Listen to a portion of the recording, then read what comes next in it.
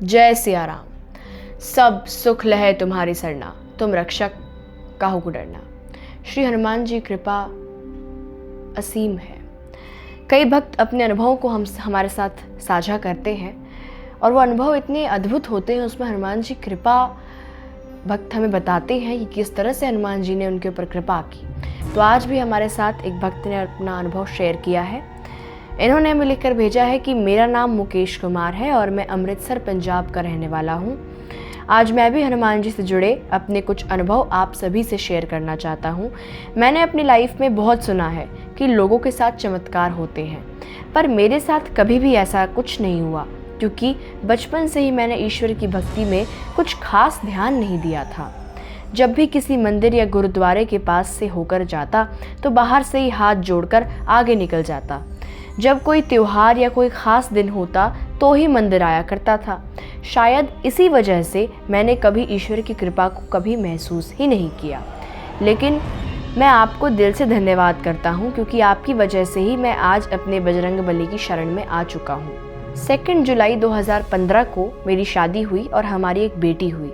सब कुछ सही चल रहा था कि अचानक 30 नवंबर 2017 को मेरे साथ एक हादसा हो गया। मैं रात के समय रोड पर अकेला जा रहा था और कुछ लुटेरों ने मेरे साथ मारपीट करके मेरा मोबाइल और मेरा पर्स तो छीन ही लिया, साथ ही मेरे बाएं पांव पर बहुत ज़ोर से किसी चीज़ से वार किया, जिसकी वजह से मेरा बायां पांव बुरी तरह से फ्रैक्चर हो गया। ऐसे ही टेंशन में 2.5 साल बीत गए और फिर कोरोना की महामारी के चलते लॉकडाउन शुरू हो गया, जिसकी वजह से मेरा काम भी बंद हो गया। जब लॉकडाउन खुला तो मैंने अपने बॉस को कॉल किया और ड्यूटी ज्वाइन करने के बारे में पूछा, पर उन्होंने जो बोला उसे सुनकर मैं दंग रह गया। उन्होंने कहा कि मैं अब तुम्हें काम पर नहीं रख सकता, क्योंकि सिर्फ 10 लोग ही रखने थे ड्यूटी पर और वो हमने रख लिए हैं। मुझे समझ नहीं आ रहा था कि अब मैं क्या करूं और कहाँ जाऊं। कर्जदार के भी कॉल आने शुरू हो गए थे कि कब तक पैसे दोगे। जिन फाइनेंस कंपनी से मैंने लोन लिया था, मैंने उनसे भी नई लोन के लिए बात की, लेकिन वो बोले कि पहले पुराना लोन क्लियर करो, फिर नई लोन की बात करेंगे। 1 महीना हो चुका था लॉकडाउन खुले हुए और मुझे कहीं भी काम नहीं मिल रहा था। बहुत बुरे दिन आ गए थे मेरे। फिर एक दिन ऐसे ही शाम के समय मैं अपना मोबाइल चला रहा था और अचानक से यूट्यूब पर मुझे आपकी वीडियोस दिखी और उन वीडियोस को देखने के बाद मुझे काफ़ी मोटिवेशन मिला और मैंने आपके चैनल को सब्सक्राइब कर लिया। फिर मैंने आपकी कई वीडियोस देखी और उसी के बाद से हनुमान जी की भक्ति मैंने करना शुरू कर दिया। रोज़ सुबह नहाकर हनुमान चालीसा का पाठ करने लगा और बजरंग बाण और सुंदरकांड का भी पाठ करने लगा। मुझे पता ही नहीं चला कि धीरे धीरे कैसे मैं प्रभु के इतने निकट आ गया। बस दिन रात प्रभु से एक ही प्रार्थना करता था कि मुझे कोई रास्ता दिखाओ ताकि मैं इस संकट से बाहर निकल सकूं। फिर अचानक एक दिन किसी जॉब के लिए इंटरव्यू देने गया। वो जॉब मुझे पसंद नहीं आई, लेकिन काम ना होने की वजह से मैं वह जॉब करने के लिए तैयार हो गया। घर आकर जब मैंने घर वालों को काम के बारे में बताया तो सबने मना कर दिया कि नहीं, यह काम नहीं करना है। फिर मैंने मन ही मन हनुमान जी का नाम लिया और पता नहीं क्या हुआ कि मैंने अपने पुराने बॉस को फिर कॉल किया।